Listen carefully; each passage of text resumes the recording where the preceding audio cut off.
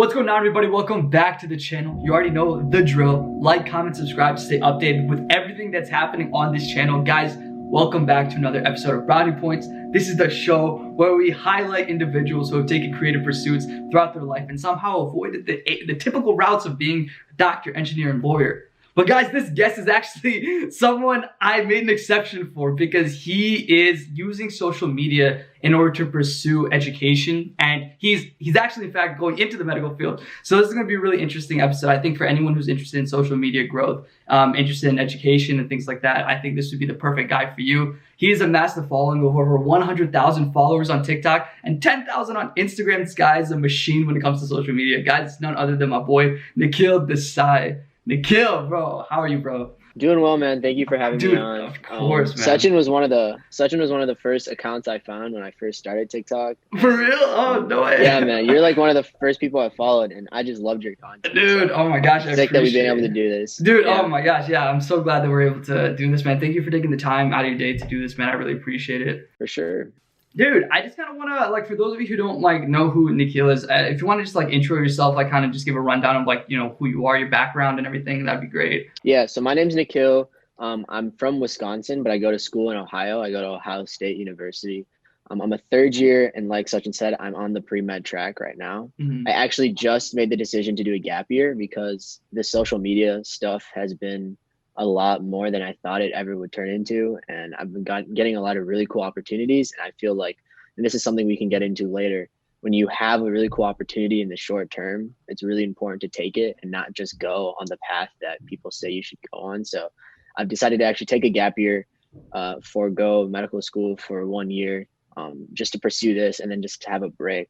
But other than that, I moved around a lot as a kid. So I know one of the things I really like about your content is you are a role model for younger brown kids. Mm-hmm. And I was a kid who moved around a ton. So I was in predominantly white areas most of my life. Gotcha. So that was always something that kind of stuck with me. And I know there's a lot of kids that have had that similar experience to me too. So but yeah, I feel like I'm just a normal college kid that decided to start social media during the pandemic because I had my internships canceled and it turned into something kind of accidentally. Yeah, no, dude, I feel like it's always like that, man. It just kind of accidentally happens. Yeah, I remember I started TikTok when I technically had an account in December, November, but I didn't really post much until quarantine hit. That was when I really, because again, everything got canceled. I was I don't know what else to do. And then my roommate at the time was, he actually just so happened to be a videographer. So he'd help me out with filming the angles and stuff. Yeah. So it was really nice that we would just kind of do that because that's what he loved to do. And I just like to make the videos. So it was really, really cool. But I kind of want to dissect on what you just said about how you grew up in predominantly white areas. Funny enough, I was born in Iowa out of all places. It was the worst place ever. But I definitely know on my experience going to a Catholic school for the first few years of my life, dude, there was enormous amounts of subtle racism that happened to me that I didn't even know about till after the fact. Then kind of thinking back, I was wow, that's interesting. Were there any experiences like that you've had, especially after 9/11 and things like that? Yeah, I think so. From second to sixth grade, I was in Colorado. Gotcha. And Colorado is just extremely white state. Oh my gosh, it's a really nice area. Mm-hmm, but it's very white. And like you said, I didn't know things were racist or things were discriminatory until I grew up. I got older. I reflected on what happened, and then I was wait, let me ask my parents about that because that's a little confusing. So there was this one time, it's my best friend in second grade, or third grade. His dad worked for the Colorado Rockies, so that his family invited all his friends over to their house, and then we drove to the stadium.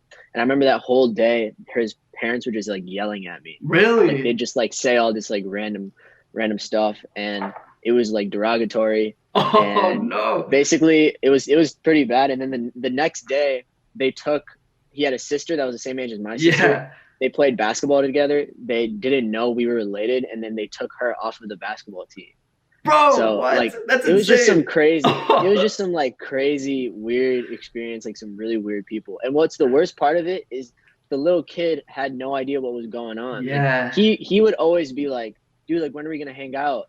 And I'd have to tell him dude, your parents told me I can't go to your house. I'd love to hang, but I can't do that. So like those little things as a like kid would happen, but I think more for me, it wasn't that. It was just I never felt comfortable, I feel right? And you. if Yeah. you could talk to this as well, but like at home, there's a certain culture and like an aura almost that you have to be within. And when you go to school, it's completely different. And me and my roommates were Right. just talking about this yesterday, but that Hmm. Indian culture, unfortunately, is not culturally accepted in America. Yeah. And I Yeah. think with TikTok, one of the really cool things about it is there are these brown creators that are super young, all like seniors in high school or freshmen. And I say super young, and I'm only like 2 years older than them. But I think Hmm. like those 2 or 3 years, and you're a couple years older than me, Hmm. those Hmm. 2 or 3 years, like I've seen so much change. And the fact that like these people are wearing saris and kurtas and dancing and Yeah, doing dude. Indian dances and it's going viral. And like Yeah. that just Yeah. I never saw that as a kid. I never was able to express my like Indian side as a Hmm. kid, which is Hmm. why like most people when they look at me wouldn't consider me to be very Indian. It's just I never show it. But now Hmm. I'm learning I'm from some of these creators just learning that it's like part of my identity and it's something that I should be expressing. Dude, it's so like I want to kind of echo what you said because that's so true. I was actually having a conversation about this with a few friends of how brown TikTok, like quote unquote brown TikTok, dude, it made me like way more in line with my roots because like you, dude, I never saw this at all either. Like Yeah, seeing like kids in saris, seeing like people wanting to wear like kurtas and like I used to complain, bro. I was like, dude, I don't want to wear oh for this. It was sure. like the worst thing. But now to see people like actually take initiative into like showcasing who they are, portraying their personalities and like their cultural roots, and like placing emphasis on that, dude. It's something that I just like throughout my years on like just like actively being on social media, just like on Instagram, Twitter, whatever. I have never seen, bro. And then now, like we have like shows like Never Have I Ever, and like people at least with like Indian dominance in like the mainstream media, which is super cool. So yeah, dude, it's wild, bro. It's a wild ride. But I kind of want to get into, dude. I mean, let's talk TikTok, bro. So what Yeah. made you start TikTok? So that's a good question. I was always against TikTok for the longest time, and I just thought, and I still honestly think this to a degree, just the this I feel like it's so fake. I feel like so many people on there are just they're just showing off their bodies or their Yeah, money or yeah. their clout, and I feel like a lot of people are still doing that. But actually, one of my best friends, he's actually my best friend. He does TikTok for a living. He Oh, lives in really? LA. He's in the music industry. Oh, wow. Like he works for record companies. Like he worked on 24K Gold End's Mood song. Really? Like he like blew. He was the person who blew that song up, and he was just telling me like, dude, give it a week. And what he told me, and for people who are trying to get on social media, this is the amount of time it takes. And I think you can speak on this. He said, Mhm. give yourself a week, but do it the right way for a week. You have to post 6 times a day for 7 straight days to actually see if the content that you are putting out people would like. Because the thing is with TikTok, it's all about how much you post. I've realized, and you have to make sure there's high quality, but also quantity matters a ton. So basically, I was bored. I was like dead bored. I had nothing to do. I had an internship for like medical shadowing, and that got canceled because of COVID. So Yeah. I was like, okay, let me give this a try. And my first video I made was, I did like a clickbait, like how to get a 4.0 your freshman year of college. Uh-huh. And that first video got like 20,000 views. Dang, You, what your first video? that's Wow. what I was gonna say. Is you got to think like 20,000 views was like insane to like even fathom Yeah, back then yeah. because Oh, I'd never like made videos. right, So right. I was like, oh my gosh, let me just keep going with this. And the thing with me is when I get into something, Hmm. I'm really like one of my strengths is like analyzing how to get better and like how to improve. That's a good trait to And have. That's a yeah, really and I like that's like one of the things I like definitely know that's my strength. yeah. Um, and I just kept making videos and it just cool things kept happening, which motivated me to keep making more videos and Yeah. meeting really interesting people. What's cool about educational TikTok is the people are all so supportive because we're not doing it for fame necessarily. Like we're just doing it to help people. Yeah, And if yeah. people see value in your content, they're gonna want to help you out. So like there's a lot of creators, there's a lot of actual physicians, there's a lot of Hmm. actual professors who I've developed really good relationships with that beyond social media are going to be helping me in my career because like I'm only 20. I think people Hmm. sometimes they forget that like I'm still a junior in college. Yeah, yeah. I haven't even started my career, so like a lot of these things for me like networking is going to be huge. But I want to ask you the same question. Like Yeah, yeah. how did you get on TikTok? Dude, so I've always been like a quote unquote content creator. So I used to do acting actually in college, dude. I like did like I acted I became a signed actor my sophomore year of college. So I did Oh like two wow. shows on Netflix. Like I just like one episode of each show. Yeah, yeah, and like Oh I did damn. like one thing on Creed 2. And so like it was like one scene, literally the like it was like No way. I barely see it, but like I did it. Like I got the check and I'm chilling. So I used to do a lot of that stuff, man. And I think my sophomore year, it was my sophomore year of college, is when like everything for me kind of went like I had my peak. Like that was when like the acting stuff happened. But I had a friend named Miles Hampton. If you ever heard the name, he's like this Viner. He's like he actually got pretty big on Vine.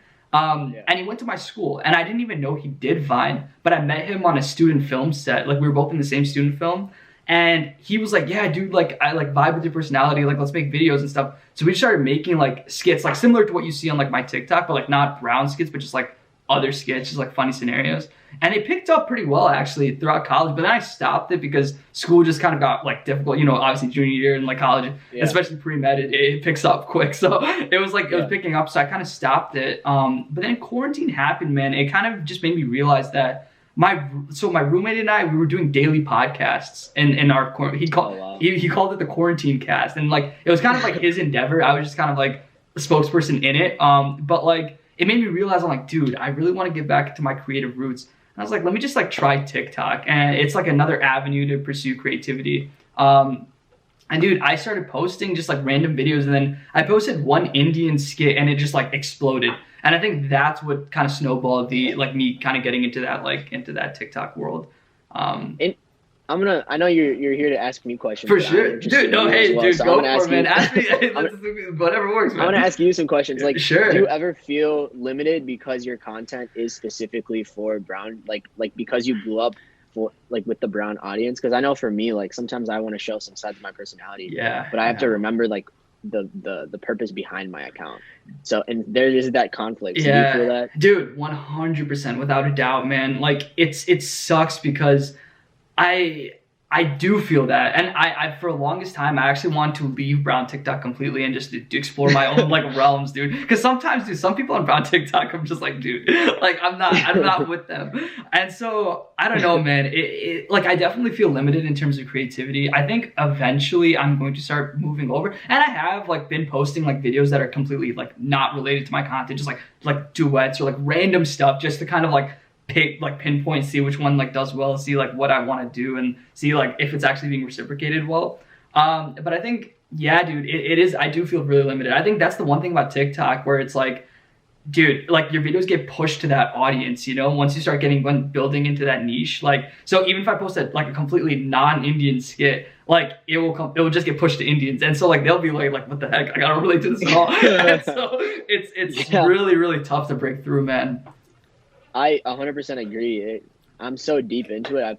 I know you have. I've posted hundreds of videos. Yeah, So at yeah. this point, my audience is established, which I'm cool with. But Dude, yeah. I just thought that was an interesting question. No, absolutely. No, I that's wanted a to ask great you about. question, man. That is, it's definitely true, man. I think for everyone who's listening, like that's like definitely a thing you might keep in mind. It's like, especially just like I want to speak only on like TikTok. I don't know about like other social media platforms, but I assume it's similar. Where like if you kind of bury yourself in a niche, and even if you like the niche and you want to stick to that, that's like on you. But like if you want to like kind of deviate, it's difficult unless you have like a significant following, I think. Huge following. Yeah. Yeah, I agree. Dude, but like I guess like do you like being an like I guess what started you to make that video on education? Like what like Yeah, did you kind of pre-plan it like these are the videos that I'm going to do, or like did it kind of just like, oh, this was an idea that I had and you just filmed it? it was twofold. Okay, That's a good okay. question.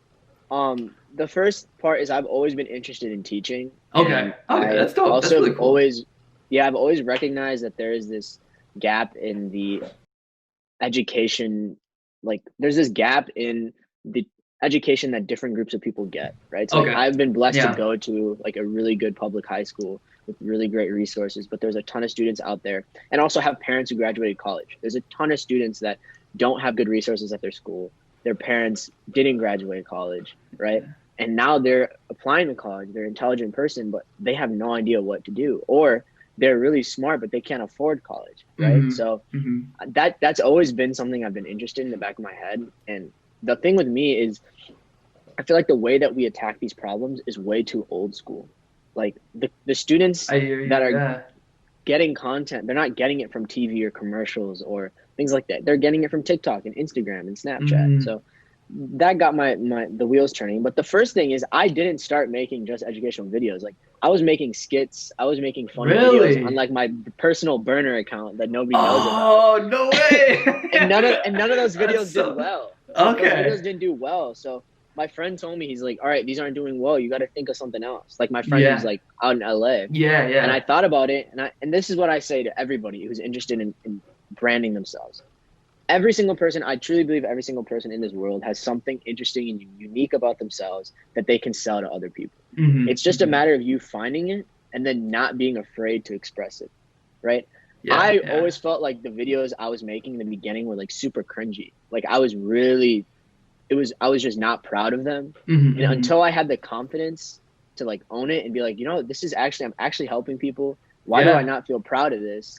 Right? Until I felt that, that was when I started like really getting into it. So I think I've always been interested in education, and also I got over myself. I think those are like the two big things that kind of led to the success that I've had. Dude, and I think like, I mean, just kind of going off of what you said, I definitely think you're doing some really cool stuff on the platform, man. I think just utilizing, like you said, man, kids are on social media nowadays more than anything else. There was actually a study done, when we were little, right, and we grow up, the best jobs we could think of were like, dude, I'd want to be a movie star, singer, like all these crazy jobs that we're like admire, right? Dude, there's kids nowadays that are like, I want to be a YouTuber. I want to be like a social media influencer. Like that's like the new movie star, like in this generation. And I think if, with TikTok especially, the most eyes are on TikTok. And by you pushing like these scholarship opportunities that people don't even know about, man, and I've seen the stuff that you do, man, it's just like, it's so good. And I'm so glad that there's someone like you on the platform doing that, because like, dude, some people don't even know about this stuff, you know what I'm saying? And like, for you providing that opportunity and like kind of just like, hey guys, these are like the things that these are just informational things that you might want to know, especially as like a high school, college kid, even just older, dude. I think that's super cool, man. So I definitely think like you're doing the right thing on the platform for sure. I really appreciate that sentiment. And I also want to say that like this education stuff isn't where I see myself in 10 years. And what I mean by that is I think I've understood that in social media, there is a certain level when you hit that you're like past barrier to entry. And what I mean by that is there's a certain level, there's a certain following, or there's a certain amount of content that you create that once you pass that, you can kind of start doing whatever you want, which is kind of what we just talked about. And eventually my ultimate goal with social media has always been to use it in a medical way, because my dad has had a lot of like health issues. And when we go to the doctor, one of the biggest things, like we don't have physicians in our family. So when we go to the doctor, we are so clueless on what's happening, and we are putting all of our faith in the physician because patients have no understanding of medicine at all. So one of the things that I eventually really want to use social media for is a way to educate patients, or just educate the public more on what health and medicine is. So that's my ultimate goal. But the thing is I'm 20. I can't talk about medicine because I don't know enough yet. So I'm using education, and I think I'm providing a value in that sense. But again, my ultimate goal is that. My other goal is for me to do something similar to what you're doing, which is be a person in popular culture that brown kids can look at and be like, oh, he's doing good for his community, and he's like helping people, but he's also like Indian. Right? I've never had that. Like Hassan Minhaj was like the first person that I looked at on TV that was Indian, and I like legitimately thought was cool. Like that's just that, and I might be wrong.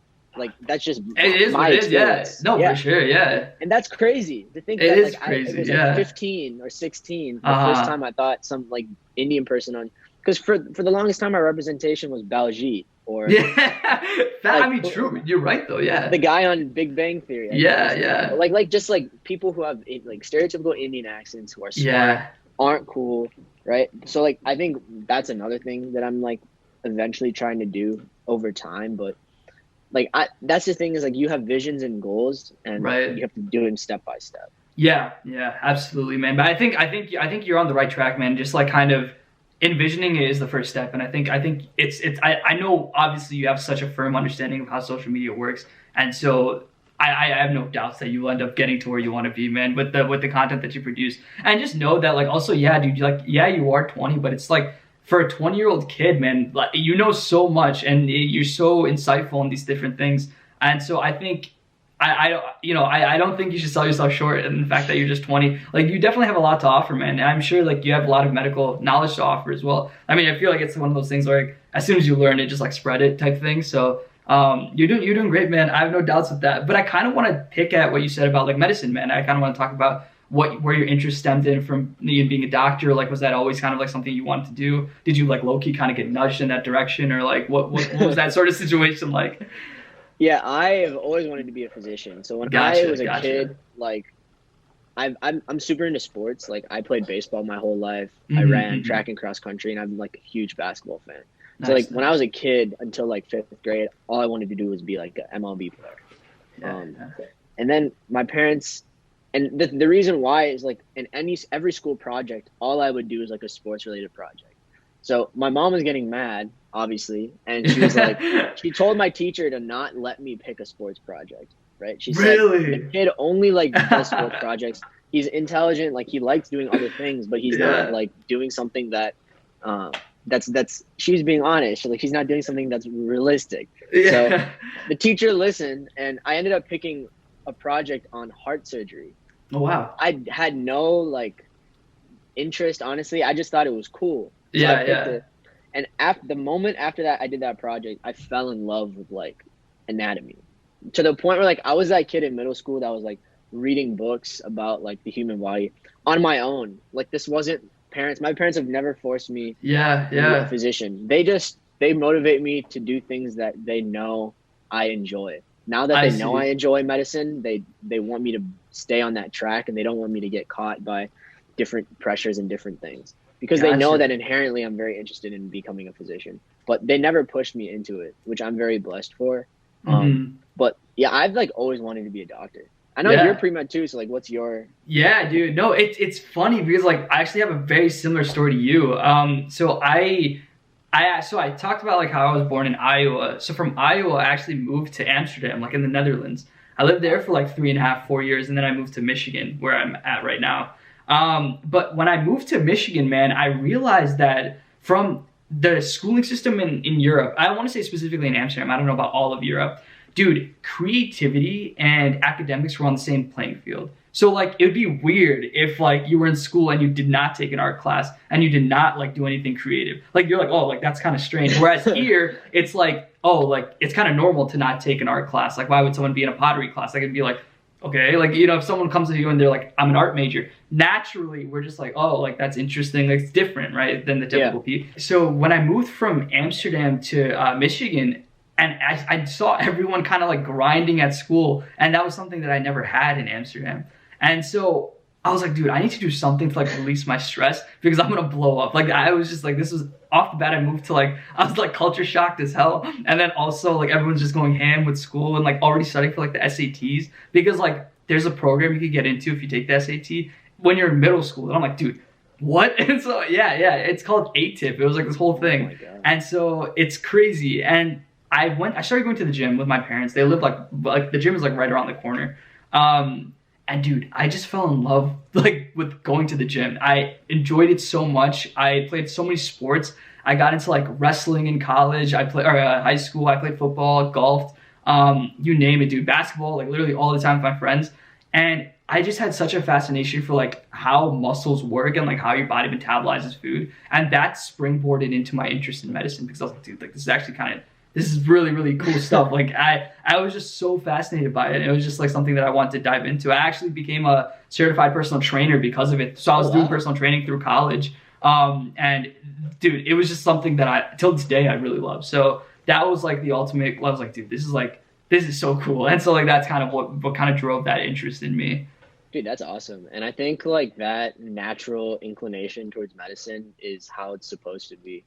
Yeah, It dude. shouldn't be something that you like feel coerced into or, and I know there's a Yeah. lot of, I want to speak on this because you have a platform Sure. with a lot of younger Indian or South Asian Yeah, yeah. students. Like I understand that some of your parents may want you to do something or pursue a certain career, but at the end of the day, they're doing that because they feel like that's going to bring you happiness because of the financial freedom that it provides you in the future. But if you don't feel like that's right for you, you have to have a conversation with them. And I think we don't give our parents enough credit just for like how difficult it is moving to a different country that's completely different culturally, and then having to raise kids in that environment. Just, I know it's really awkward and it seems like it's gonna suck, but you have to have that Yeah. conversation and just tell them how you feel. And I like learned that 6, 7 months ago during quarantine.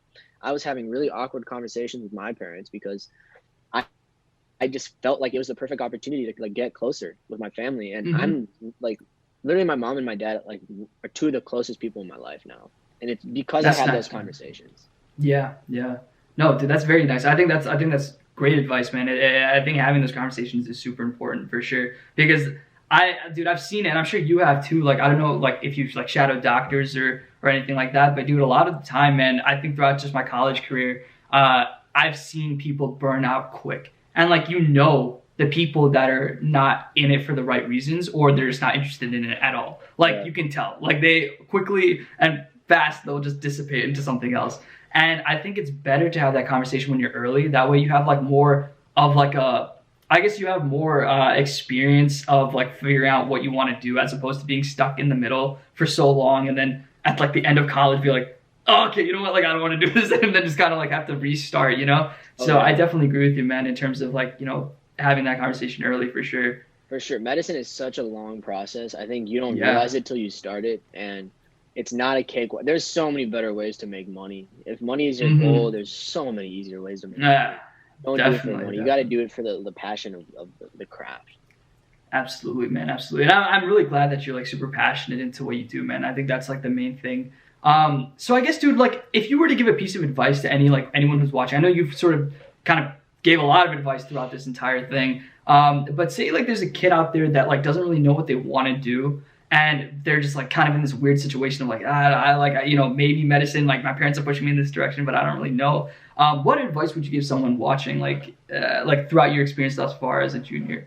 I think the biggest thing, and I kind of already mentioned this, is Yeah. having The conversations with your conversations. patients, but not patients, with your parents, having conversations with your Yeah. friends, with just everybody. Being open to things, I think, is the biggest thing because in today's day and age, you never know what opportunity is going to hit you. I think we're both beneficiaries of that. Like, Yeah. I, Yeah. I was not expecting to do social media ever. I never thought it would be something I would do. And Mm-hmm. because I was Mm-hmm. open to it, I've been able to use it, and I literally have a part-time job now for a company like in LA, in California. Dude, I saw that, dude. Yeah. That's And super cool. right in 6 months, I went from not knowing anything about social media to like having a job where like I'm using social media for a company. Right. So Yeah. that if that tells you anything, it's there's opportunities are endless, and there's no one. And the other thing I'll say is there's no given path. Right. There's no reason that at Absolutely. 22 or at 18 or at 15 you need to know what you want to do with your life. Right. If you waste 3 or 4 years of your life, waste them because you don't get a job right away, you're only 22. You still have so much life ahead Yeah. of you, Yeah. right? So what I would say is like do what you enjoy and then see what happens. And I know that is a very controversial way of looking at things, especially just the way that a lot of us are raised. But at the end of the day, it's our lives, and we have to do what we want for ourselves first, right? Because Yeah. if you're doing things for other people, you yourself aren't going to be happy. And Yeah. I've Yeah. believe me, like I talk about this openly. Like I have had mental Mm-hmm. health issues. I go to therapy. I go to therapy weekly. The reason why is because I grew up and I was always doing things for other people and never did things for myself. And I'm slowly Mm-hmm. starting to learn that when you do things for yourself and you're a little bit selfish, it allows you to do things for others in an altruistic way, not in a Yeah. annoyed or pissed off way. And Mm-hmm. Mm-hmm. there's probably a better way of articulating that, but I think people who've experienced that understand what I'm saying. Without a doubt, Yeah. man. No, I'm glad that you were able to like open up about that, man. I think that's really huge, and I agree with you, man. I think at the end of the day, it is your life. You know, you got to do what you need to do. But just know, like, also, like Nikhil also touched on, is like your parents, especially like Indian, like if you're like South Asian, your parents for the most part have come from like immigrant families, like they just kind of moved in, so like they're doing what they think is best for you. You know what I'm saying? So Yep. it's like it's hard because like you touched on to know where they came from, and to like really understand like the struggle that they had, that they might have had. I don't know if everyone's had this, but like, so like obviously in their eyes, they're like, dude, this is like a perfect field. Like you're helping people, it's stable, like get good income. Like do that, you know? So it's like, they obviously have good intentions. They don't want to like ruin your life. They're not trying to do that, you know? So it's like, I think that's definitely important to acknowledge. But dude, Nikhil, thank you so much for being here, man. It was great talking to you, bro. I really appreciated it. And it's actually kind of funny, like, you know, we talk on social media. I'm glad that I was able to like face to face and have a conversation with you, man. No, this has been awesome. And you talked for like 30 minutes. It felt like 5 minutes. So I know, dude. It was quick, man. that's the mark of a good conversation. So facts, bro. Facts. Thanks for having me on. Keep doing what you're doing. You're of course, highly man, underrated.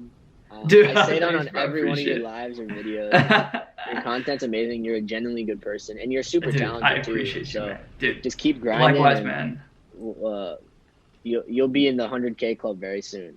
Dude, I hope so, man. I hope so. I need to have step on my game like you, brother. Thank you so much for those kind words, bro. Thank you, my guy. If you guys want to check out more of Nikhil stuff, definitely check the link in the description below, because trust me, he has a lot of cool opportunities out there, even his own scholarship, so definitely check that out. Take it easy, guys. Catch you on the next episode, and peace.